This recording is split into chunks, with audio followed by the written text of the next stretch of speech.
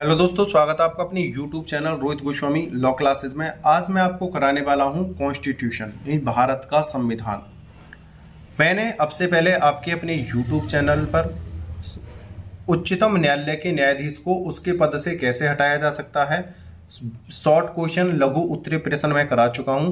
लेकिन यह question very short में भी अक्सर पूछ लिया जाता है, तो वेरी शॉर्ट को हम शॉर्ट में कैसे लिखें उसके लिए बहुत ज़्यादा समस्या होती है, तो इसलिए वो लेंथी हो जाता है शॉर्ट क्वेश्चन। तो उसको हम अपने कम शब्दों में किस प्रकार प्रेजेंट करें कि 4 नंबर वाले क्वेश्चन में भी हम उच्चतम न्यायालय के न्यायाधीश को किस प्रकार हटाया जा सकता है, कैसे लिखें।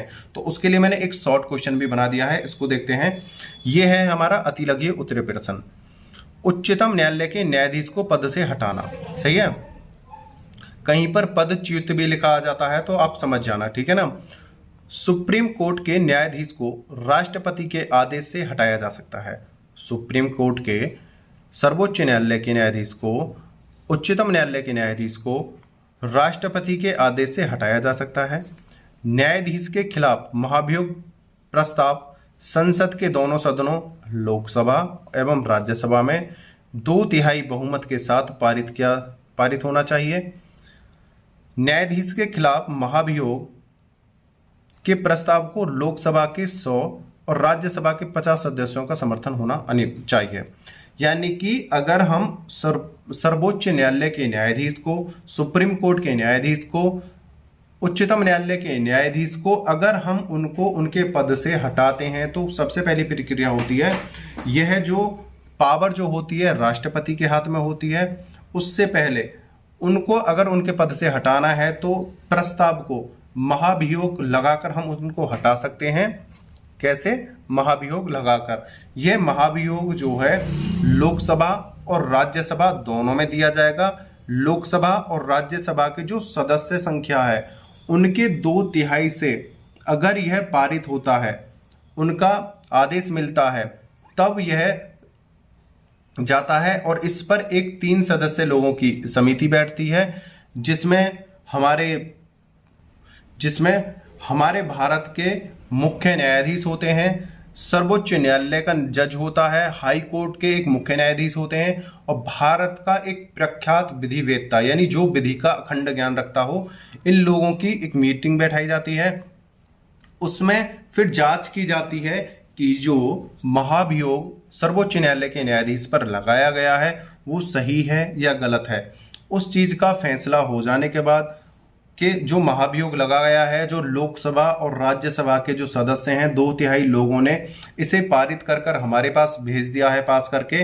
अब हमने इसकी जांच करी और जांच में ये दोषी पाए जाते हैं तो उस रिपोर्ट को राष्ट्रपति के पास भेजा जाता है।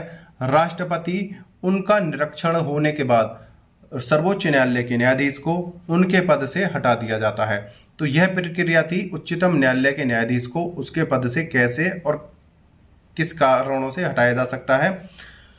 सुप्रीम कोर्ट के न्यायाधीश को राष्ट्रपति के आदेश, देखो राष्ट्रपति का आदेश इसमें सबसे इंपॉर्टेंट है, यहाँ पे इसे कर लेना। राष्ट्रपति का आदेश पहली बात से हटाया जा सकता है।